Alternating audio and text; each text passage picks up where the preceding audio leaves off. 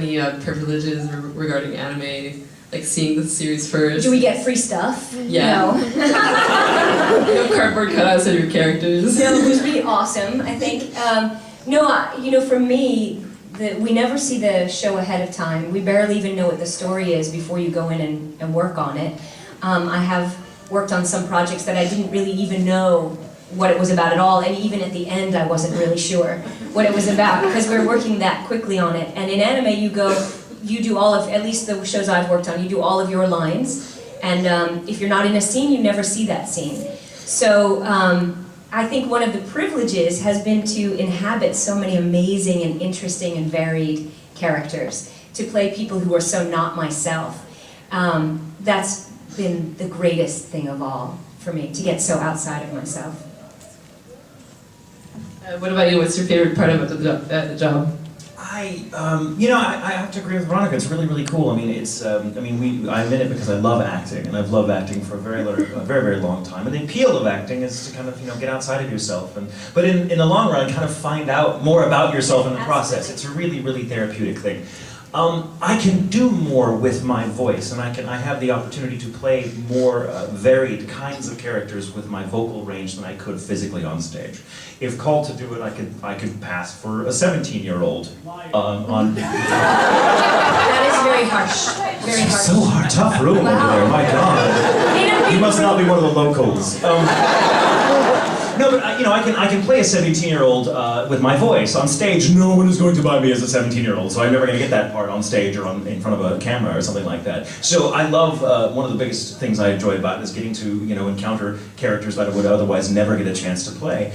And truly, I think the best part, beyond how much fun it is, and it is really, really fun, as you can see, the best part for me personally is getting to come to conventions and hang out with you lovely people. I have met some of the most amazing people that I would otherwise have never crossed paths with, getting to do this. So that is amazing. I have met some of the most talented, gifted, generous people ever, and it's like amazing. Without you guys, I'm just a crazy guy in a padded room making voices. But isn't that the unexpected outcome of it all? Because you go to work and you're doing something that you love, but then to have this crazy bubble of a chance come along is extraordinary. It's great. It's amazing what happens when you follow your bliss, as they say. Yes, bliss.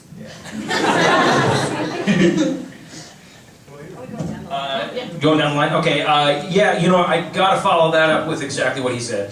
Here's the great thing about being a voice actor, is it's a ton of fun. You get to go into a room and get paid to make stupid voices, something that I used to torture my poor mom with when I was a kid. And now I get paid for it. So that is really a lot of fun, and it is fun, like I said in my panel yesterday, I'm a bald-headed guy that sells haircuts on the radio, okay? That's the great thing about being a voice actor, okay? Is you can really do anything you want with your voice. But for me, the biggest reward is coming to cons like this and getting to meet you guys. It is such a blast to come and for me, I love the cosplays, one of my favorite parts about coming. Looking at the creativity and just the enthusiasm and the electricity in the air that we're all sharing together. And that to me is just fabulous. It's the best part about this industry. Yeah, everything that they said. Everything that they said. And I will add to that this is the only industry where I can use my real voice. Particularly anime, because even when I go to my commercials, it's like if I have a, let's say, Pure Life water commercial, I'm not going to go in, Pure Life, it's awesome! I have to walk in and talk like this, Pure Life water, it's awesome. Then you buy it, right?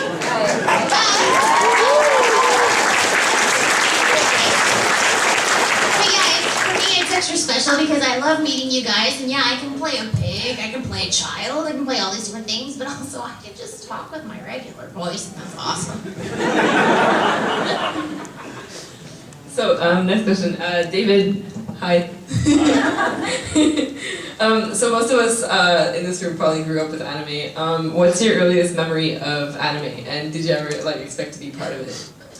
My earliest memory of anime, and this is going to be way older than many people in this audience, is a show called Star Blazers. You guys see that show? It was honestly one of my favorite shows growing up. I absolutely loved it, and that really is my first memory of anime growing up. Then, of course, Speed Racer. So, but I was always fascinated with it. I don't, when I was a little kid, again, I used to do stupid voices all the time, and noises and all this kind of crud, so I knew I'd do something like this for a living. I didn't have the foresight, I guess, at that young of an age to really understand that I could make a living doing what I'm doing. Because so much, the biggest part of it is imagination. Yeah. So if you curbed that when you were little and thought, oh, I have to do this because I have to earn money someday, you wouldn't be able to let yourself just go.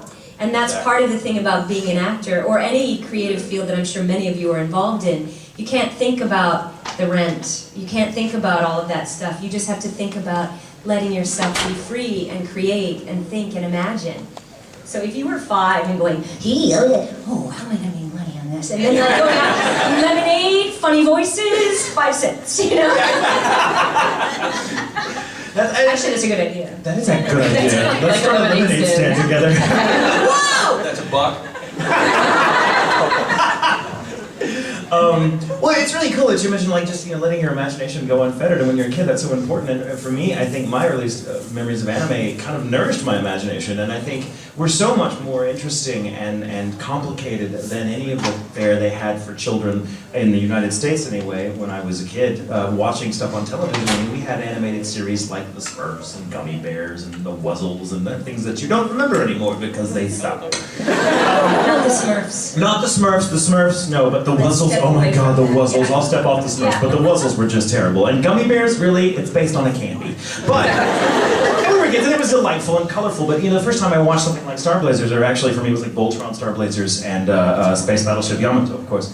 And that was the first time as a kid, because it was animated, my parents were like, oh, it's safe, we'll set you in front of the television and leave you alone.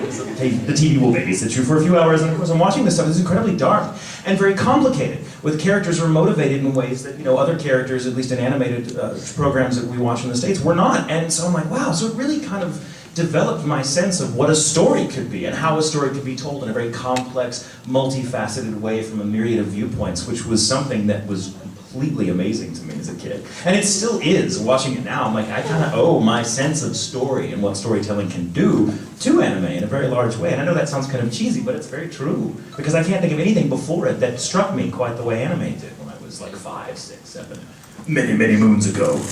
I remember when I was a kid, and I was too young to really understand the show, but Robotech was on television. Yeah! And I had a Lisa Hayes doll, right? Because who didn't? And I also had many Sailor Moon dolls. Yes, I love Sailor Moon too.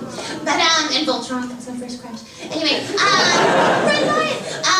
But fast forward 20-some-odd years, and ADV got the rights to dub the original Macross, and I ended up playing Nisa Hayase.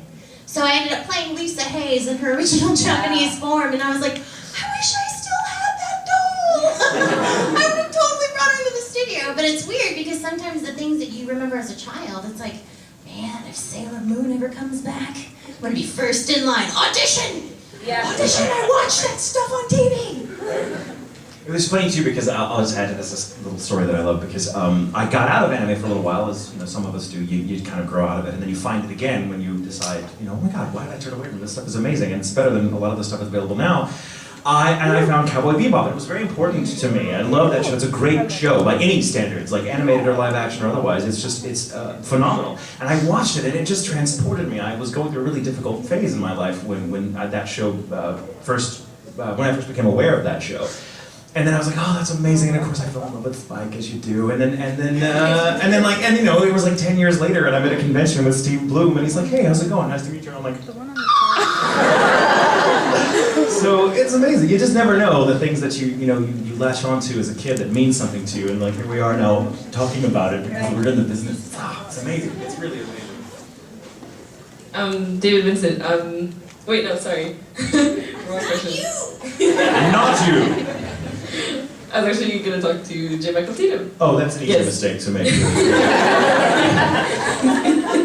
Soul patch. You don't have a Yeah, I was looking at the chin. So all the characters you played so far are like totally different. Is there like a type of character that you look for in particular when you're job hunting? Job hunting. I love how it's called job hunting. Like, what character shall I play today? No, It's a bow and arrow. really, I mean, I try to, I get asked all the time, have you heard of this anime? Have you heard of this anime? Because I think you'd be great to try out for it, from fans and stuff all the time. And I'm like, no, I've never heard of it. I try to keep myself blissfully ignorant of the stuff that hasn't come over here yet, because I have a tendency to get very attached to something if I'm like, oh my god, that's an amazing anime, oh my god, I want to play that character, and oh my god, if Funimation gets it, I'm going to kill someone if I don't get what it is. and then you don't get it, because it's not like you get to walk in and be like, I'm playing this one, everyone, screw you, go home, it's mine. It doesn't work like that. I know, right? I know. I get cast all the time. I mean, it's become the running joke now. Oh, does the character have glasses and use big words? Tatum? But still, it's not how it works. You have to go on audition every time. And the important thing to remember is it's not only when you go into audition for parts, but every time you're in front of that mic working on a show that you've got the part for is also, in a sense, an audition. So you're always kind of having to be very aware of the fact that you're not job hunting so much as you are just hoping the work comes your way, and you go you're audition hunting. It's a slightly different concept. Because I go in and acting is somebody once told me that it's like the reality of acting is it's usually about 100 no's followed by 1 yes. So every time you go into audition, you have to not be fazed by rejection, or at least be able to use it.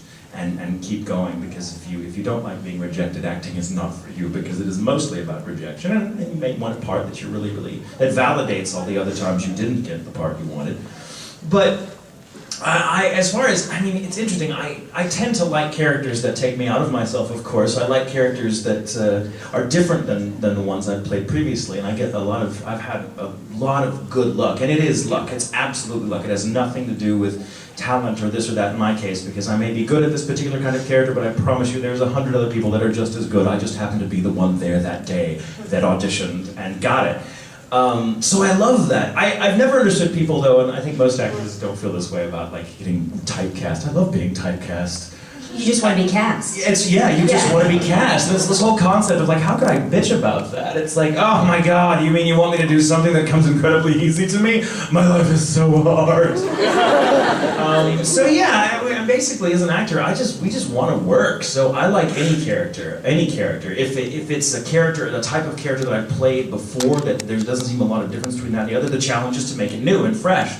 So it's still a new opportunity, even if the character seems kind of old hat for you. And if it's a character you've never touched before that pushes you outside your vocal comfort zone, that's equally challenging. And that's what we love. We love the challenge. And if the challenge allows us to pay the bills, so much the better. Does anybody have another answer to that question? Or? No, that seems good. Yeah, no. But even as far as being typecast goes, I think even if a voice sounds similar, what drives the character is different. So as an actor, you're always striving to figure out what makes them tick, who are they, where do they hold their energy, all of that stuff. So even though they may sound similar, they're totally different. I find when I have to reproduce a voice, it's hard because I have to try to remember who they were, where they were. Where they sat. Where? In your Yes, range. exactly. On me. Yeah, do you do that too, right? Yeah. You actually envision them kind of. I'm an in, not an out. There's some people who have the character sits outside them, right? That's what I've heard. I'm in. Where do I place the voice in my range? Is it up here? Is it here? Are you an outie, Tim? I'm an outie sometimes, I'm innie sometimes, it depends. Who's sitting on your shoulder right now? Is it just you, or do you have someone with you? No, there's about 18 people right now. Yeah, I can tell. There, and that's why I'm sitting so far from you. I know, exactly. They take up a lot of room, and they're all going, say this, say this, but say they're this. So nice. They are, they're not nice. Be alone with them in a room for 30 minutes, I promise you, you'll change your tune. This turned into an Amanda Bynes conversation real fast. He's not wearing a wig. Yet. Anyway, enough. No judging, no judging. No judging. Maybe she was going to an anime convention and just lost her way. I'm not sure. Again, no judging. If you're dedicated, you don't lose your way That's to right. the convention. Am I right, people? Am I right? You find your way there. Hey, there needs to be an app for that. There does need to There's be an all the anime conventions that are happening so you can find out where to go. I know some of you are entrepreneurs in this room. Make it happen. Make it so. David again.